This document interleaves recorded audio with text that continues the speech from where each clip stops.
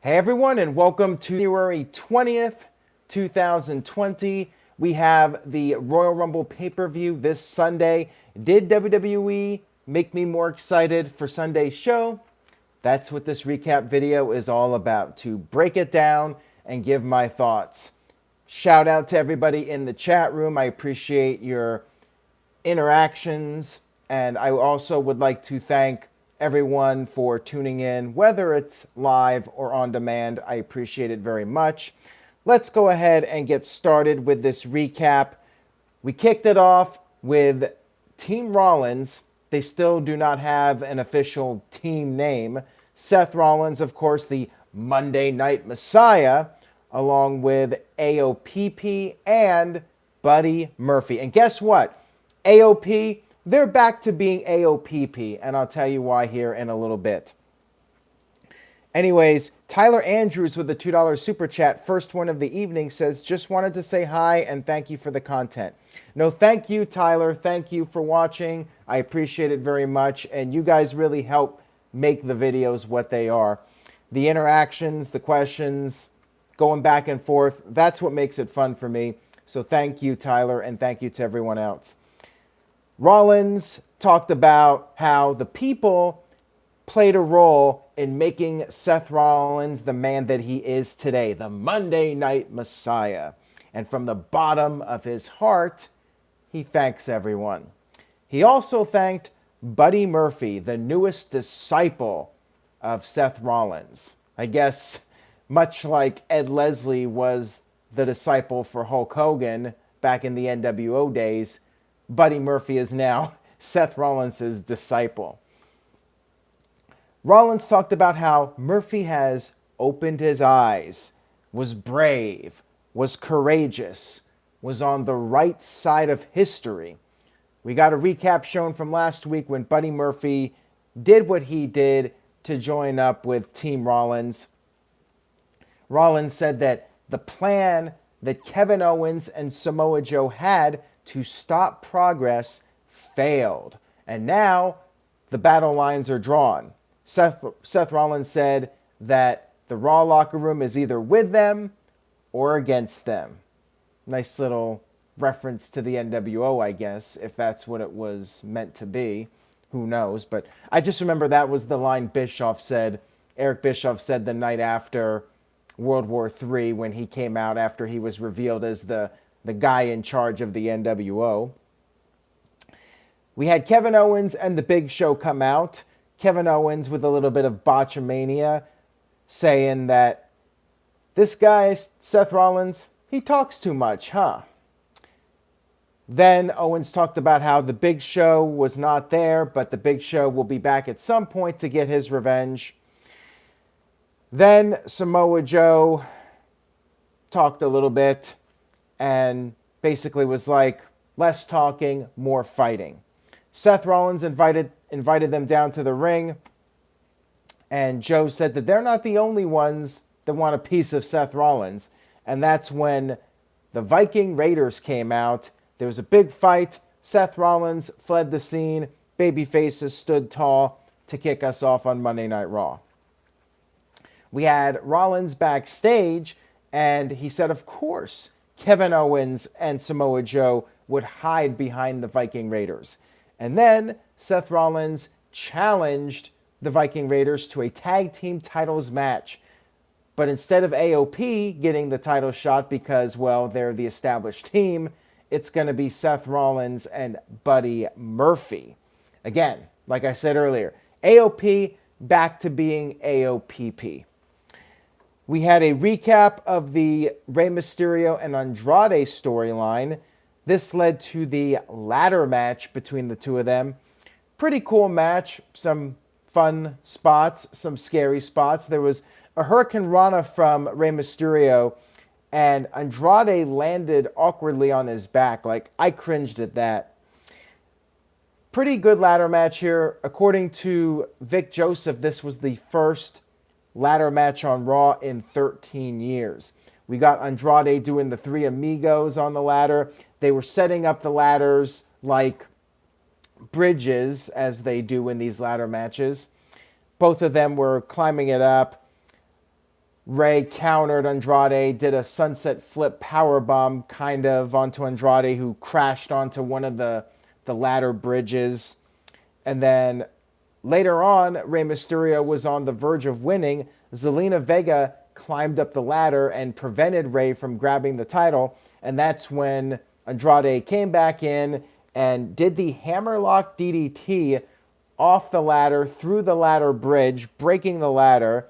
Crowd was chanting, "Holy shit." Andrade climbed up and grabbed the United States title to remain your reigning and defending U.S. champion. After the match, Zelina Vega exposed the floor, and they were going to finish off Rey Mysterio, hammerlock DDT on the concrete. However, we had the return of Humberto Carrillo, who made the save, and I could not give two damns about this. I just don't care about Humberto. He's a good wrestler, but man, I cannot get invested in his character. And WWE's not giving up on him. So I guess that's a positive, because in the past, WWE would give a guy a push and then they would kill it if it's not working after 2 weeks. So I guess hats off to WWE. They're going to keep trying with this guy. But man, like he is like the epitome of a guy with no charisma. Guy's a great wrestler, but just lacks any kind of character. And that's what I want to see. We had a tribute to Martin Luther King, of course. Vince McMahon, a big supporter of Martin Luther King, and don't blame him on that. So we got the MLK tribute video. Then we had Aleister Black come out and destroy this enhancement talent. Literally, it was a 5-second match. Guy ran at Aleister, got hit with the Black Mass, and the pinfall was made. Has to be one of the shortest matches in Raw history. I'm not sure what the record is, but this has to be right up there among the fastest Raw matches of all time. If you blinked, you missed it. We then had Paul Heyman and Brock Lesnar come out. Now, I just wanted to say, up until this point, I thought the first hour of Raw was pretty solid.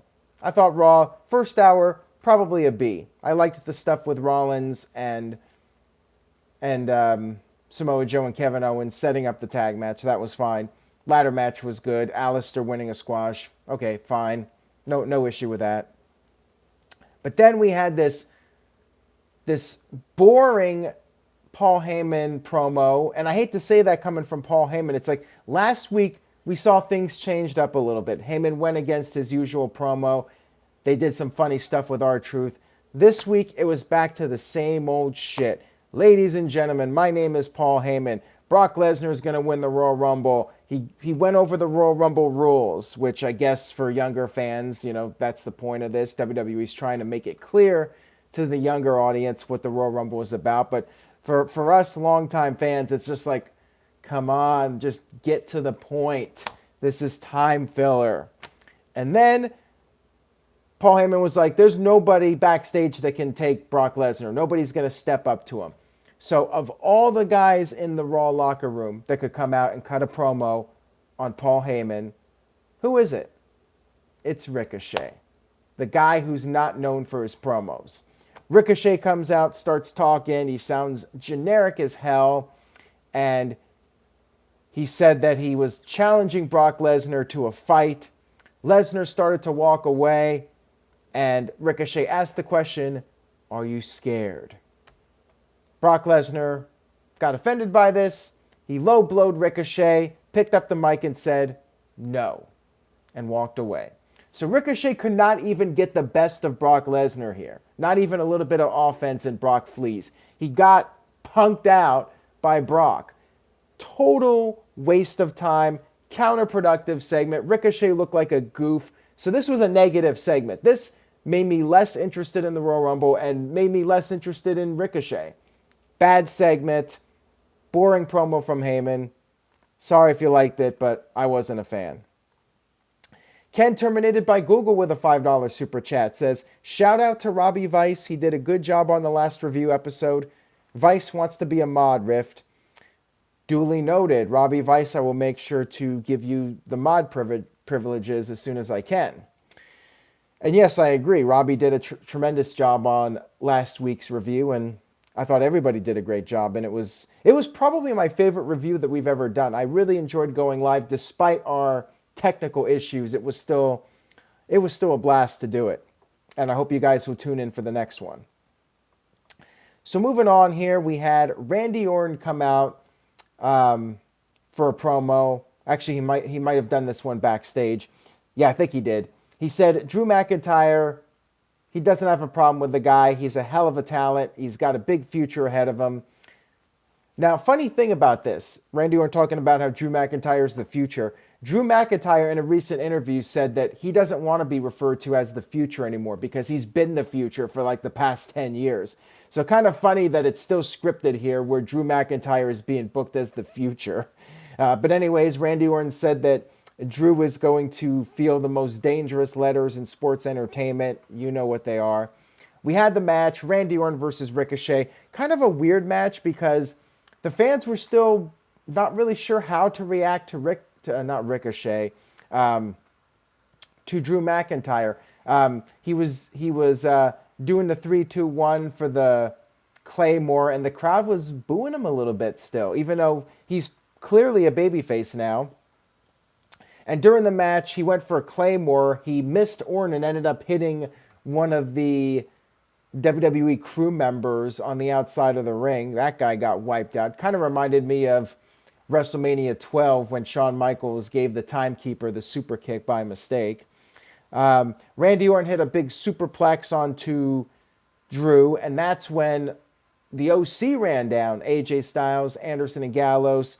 They attacked Drew McIntyre. Randy Orton made the save with the steel chair. The two of them cleared the ring, and then afterwards, the two of them exchanged words. I think Orton said Drew's a tough son of a bitch. But then, when Drew had his guard down for just a second, he got nailed with the RKO.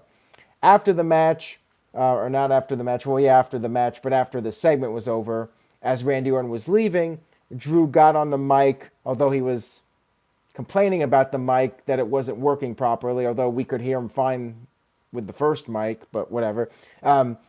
Drew cut this promo, talked about how what happened with the RKO, that is not going to happen again. He is going to kick Randy Orton's damn head off of his shoulders, and then Drew vowed to win the Royal Rumble and main event WrestleMania. Pretty darn good promo here from Drew. Drew is a guy that could talk. He's the guy that should be getting in Paul Heyman's face, not Ricochet, because Drew McIntyre can cut a promo. He's a good talker. He's good on the stick. But you have Ricochet go out there and confront Paul Heyman. I get it. You don't want... I mean, I would have been way more compelled by that if Drew McIntyre came out and gave Brock Lesnar the Claymore. That would have been a much better segment, in my opinion. But this was good for what it was, you know. And they brought up how Randy Orton previously won the Royal Rumble. Don't think he's winning it this year.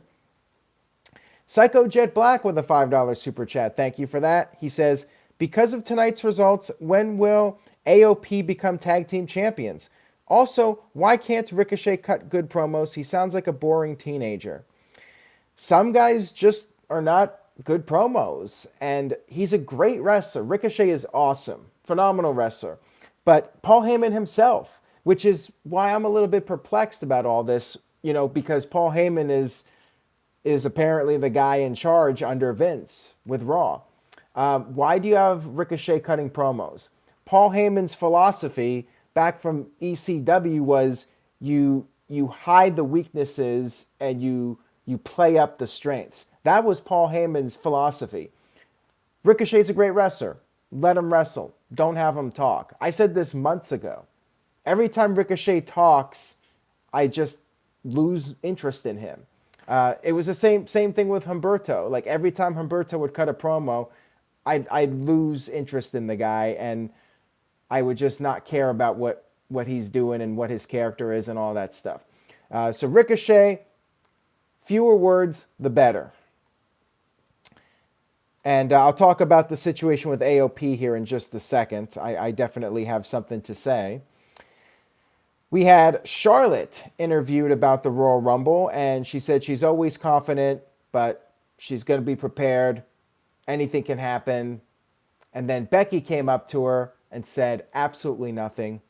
Just a little teaser maybe for WrestleMania. We'll have to wait and see. Speaking of Becky, she came out for a promo in the ring. She talked about how, yes, Asuka did beat her at the Royal Rumble last year, but who won in the end? Becky became women's champion, headlined WrestleMania, while Asuka made soup on YouTube. I guess this was supposed to be a knock on Asuka. She should have just said that Asuka was not even on television for a bunch of weeks. That would have been funnier. But then again, like, aren't you supposed to put over your opponent for the pay-per-view? Really, the only person, in my opinion, maybe there's a few, but one guy that could always get away with insulting his opponent and making his opponent look like a complete goof was The Rock. The Rock could do it really well. And The Rock was money. You still would want to be watching The Rock and you were invested in his matches. He could come out there and just bury his opponent. But in this case, like, what are you trying to accomplish here? And I'm talking to the WWE writers here. When you have Becky just make fun of Asuka for doing soup videos on YouTube, is it supposed to get, that laugh and pop like what The Rock would do? It just doesn't work. The Rock could pull it off. Becky can't. And to be fair, pretty much nobody can pull it off. It just makes Asuka irrelevant when you say stuff like that. Like, Becky should be terrified of Asuka, not saying, "Oh, you just made soup videos." I mean, it also comes off like childish from her, like she seems butthurt about Asuka, and she's triggered by her. So I guess maybe that is the point. Maybe Becky's just feeling in doubt, and she has to resort to a little cheap shot. But again, I feel like it's weakness from a babyface. Like, the babyface, you want them to feel intimidated maybe a little bit, but I don't know. I just think resorting to a joke like that, like, ooh, she makes soup videos on YouTube. I don't know. It wasn't my favorite promo from Becky. Then we had Kairi Sane versus Becky in a one-on-one match. Asuka provided the distractions, but wasn't enough. She got on the top turnbuckle at one point, and then Becky just punched Asuka off the apron, put on the disarm her, and beat Kairi Sane by submission. And then after the match, Asuka quickly attacked Becky, put her in the Asuka lock, and then kicked her in the face again for good measure.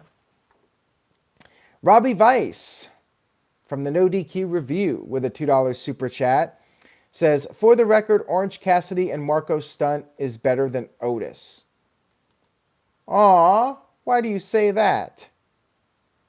Well, Robbie Vice is not a Marco Stunt fan, so he must really not like Otis. Just throwing that out there. We had Jerry Lawler talking about the Rocky Johnson death, and they showed the video from SmackDown, which I thought was a great video. Very classy stuff. And hold on a second here. Cheap plug, NoDQ.com/merch. You can get one of these cups. We got a NoDQ.com logo. We got the ladies of NoDQ. We got a bunch of other cups on there. Also, don't forget the wall tapestries that are available, and t-shirts and hoodies and hats. NoDQ.com/merch. Use the code RUMBLE to get a 20% off discount over at NoDQ.com/merch.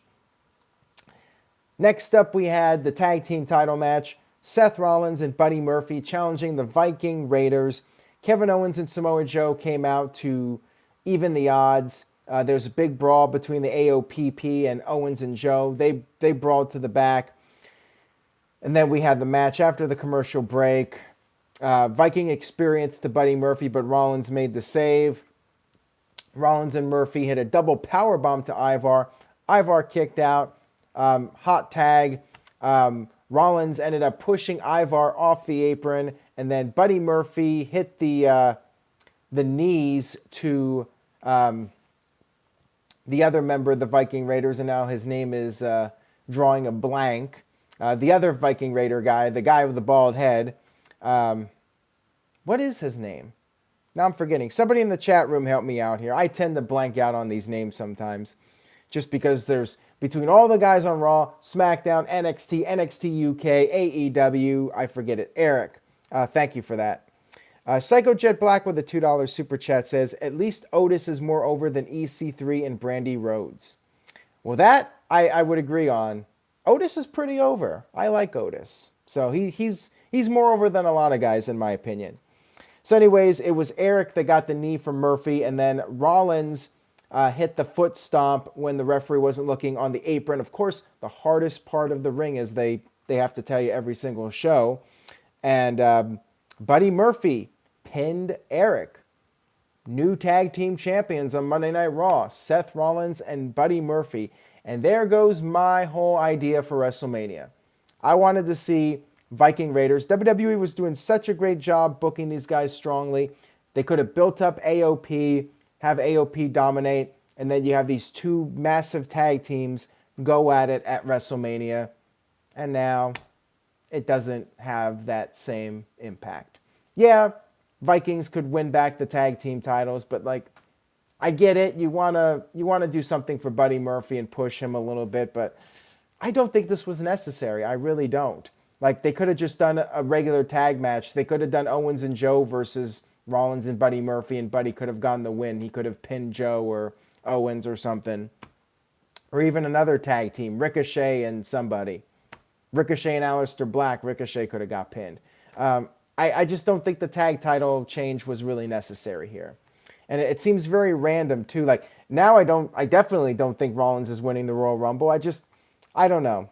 I don't think it needed to be done. And AOP now taking the back seat to Rollins and Buddy. So AOPP is what they will be referred to as once again. Brian Watts with a $2 super chat says, Merry Christmas, everyone.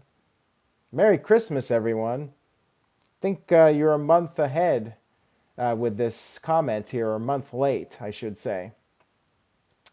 Just like Larry David said on Curb Your Enthusiasm with Happy New Year, you know.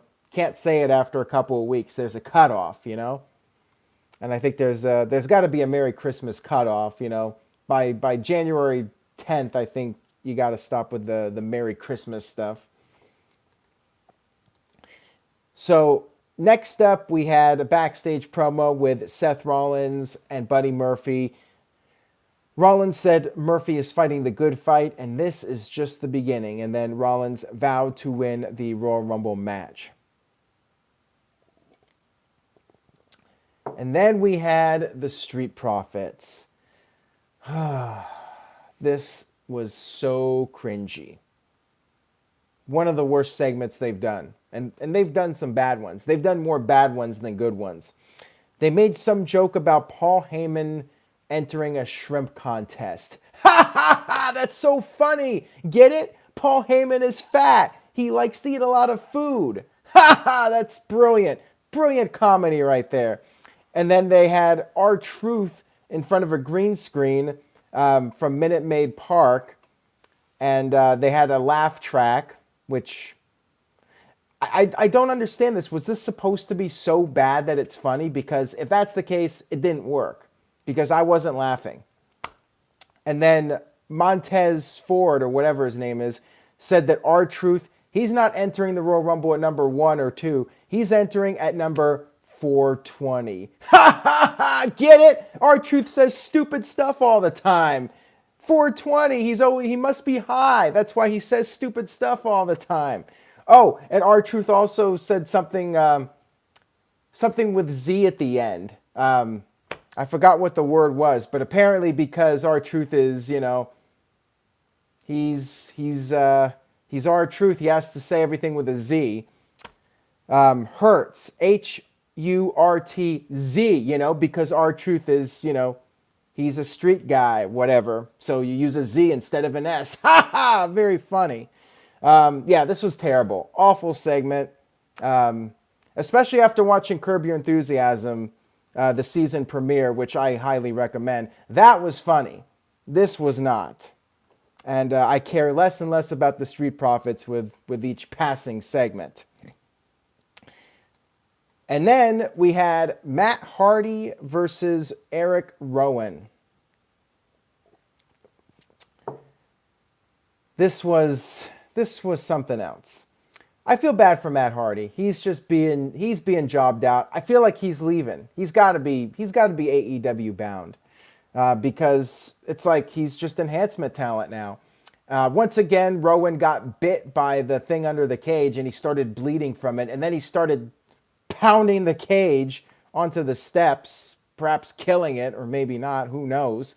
Iron Claw Slam, quick victory for Eric Rowan. And yeah, sucks to be Matt Hardy, but his contract's coming up, and I'm looking forward to Broken Matt again. I think AEW would do a lot with Matt Hardy, and it'll be fun because the crowd will love it, and Matt will get to do his thing and be creative instead of coming out there and jobbing out in 2-minute squash matches. Darren Frazier with a $5 super chat. Thank you for that, Darren. He says, they are wasting Hardy. I hope that they at least give him the 24/7 title. He can make the thing even more interesting than, and he cut it off, but I think he's talking about Mojo Rawley. Agreed on that. I mean, yeah, anything would be better than what they're doing with Mojo Rawley. I mean, that's like watching paint dry. And Ken Terminated by Google with a $5 super chat says, Rift, why the F does WWE keep giving the tag belts to Rollins and whoever? It seems that Rollins and any non-world champion is the worst makeshift tag team. I agree. I mean, to me, it's lame. And like I said, doesn't need to be done. Like, there are other ways you could have Rollins and Murphy win a tag match against two other random guys. And you can establish Buddy Murphy as a team player. Like, why do you do it at the expense of the Viking Raiders when they've been red hot? And you could have kept them on this winning streak to face AOP at WrestleMania. Just seemed like such an easy thing to do, and now they blew it. I mean, they could still do the match. Vikings can win back the titles, but again, it's not gonna have that impact that it would have had if the Vikings just had a lengthy title run up to WrestleMania. It's been watered down. Yeah, so backstage we had Mojo Rawley interviewed. He talked about how the title's been held by cowards, and he's gonna face people, no tricks or anything, no BS. Then the Bollywood boys tried to sneak attack him, and he destroyed them both. Don't care. Can we get rid of this title already? It's run its course. Let's move on to something else. And then we had the main event segment. Lana cut a promo before the match. It was Lana and Bobby Lashley against Rusev and Liv Morgan, mixed tag team match. Why this was closing the show, I have no idea. If you're going to do a tag team title change, shouldn't that close the show? You're ending the show with something significant. Why are you doing this? It just seemed weird to me that this was the main event. Do they really think people are going to stick around for this? As much as I've praised this storyline, a lot of people don't like it. It's not been the most over storyline in WWE, to put it mildly. So why do you put this in the main event segment? I don't think it's going to deliver ratings. Apparently people were leaving the arena before the main event. I saw a video of it. So Lana cut this promo before the match. She said Rusev Day is canceled, and the people in Wichita, Kansas are a bunch of bottom-feeding losers. They're jealous of Lana and Lashley's love. We had the commercial break, and then we had the match with only about 5 minutes left. So I'm like, what are they going to do here? They got 5 minutes. Lana was being chased by Liv Morgan. They went at it for a bit, and then the men got into the mix. At one point, Lashley almost punched Lana, but he caught himself. And then we had Lana punch Rusev. Lashley almost won the match, but Liv made the save. But guess what? That wasn't enough. Rusev was going to try to finish off Lashley when Lana grabbed Rusev's foot, and then Lashley hit the spear to pin Rusev. Rusev lost again. He lost at TLC. He lost last week. He lost again, third time to Lashley. Wow. Is Rusev leaving too? Like, I don't understand this at all. Like, shouldn't Rusev be getting the win? Shouldn't Liv Morgan, who just came back, be getting the win? Feel good moment, end the storyline on a high note? Like, I don't understand this at all. Unless Rusev's leaving the company. Like, I don't get this. Really flat ending to the show, too. Like, are they just trying to kill Rusev again? Like, I'm at a loss for words. And let's see what else we got here. The Game is on 100 with a $5 super chat says, I knew Lana and Lashley were winning due to Rusev and Morgan winning on house shows over the weekend because WWE sends house show people happy, and this now. Well, that really has nothing to do with it, but I mean, you're right. They tend to have the baby faces win at the house shows, but that really means nothing as far as TV goes. I don't understand it. I really don't. Very interesting to see what happens, though, with Rusev. Like, where do you go with him now? What do you do? Like, are they going to do another match with these guys? I mean, I don't know. And Walter Cruz with a $5 super chat. Thank you for that, Walter. He says, maybe Matt Hardy will lose so much that he snaps into broken Matt, but then again, WWE doesn't do long-term booking. They could always do that if Matt stays with the company, but my gut feeling is he's done. He's out of the company, and they're phasing him out. And I feel like that's what's going on with Rusev, too. Otherwise, this storyline booking makes no sense with Rusev losing time after time after time. Like, he's got to win at some point. And you just brought back Liv, and you're having her lose now? Like, what the hell? Last week, she failed to help Rusev, and this week they lose. That was Raw, everybody. A pretty rough show this week. The ladder match was pretty darn cool. I would recommend checking that out. And you can watch the tag team title match because there was a title change. But other than that, I thought that the rest of Raw was pretty lackluster. I guess the McIntyre Orton stuff was all right. I'm going to give this Raw a C-. Little below par, but I wouldn't say overall it was a terrible show. But there were some pretty bad things on the show. C- is my letter grade. Let's see what you guys think. Supernamic2121 with a D-. Mr. Anderson with an F. Kev Dog with a C-. Jeremy Dorset with a C+. Michael Wayne with a D+. Warhawk Rambo with a D. C.O. Spencer with a D. Robbie Vice C-. CC Drink C-. Chris D. F. Calvin Bowman B-.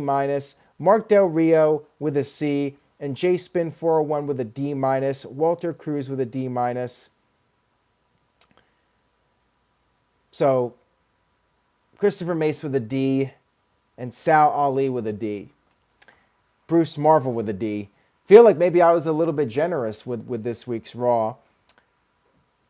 Midnight Black Wrestling Reactions with a $2 super chat. Thank you for that. Says, 4 Horsemen versus DX Mania Dream Match.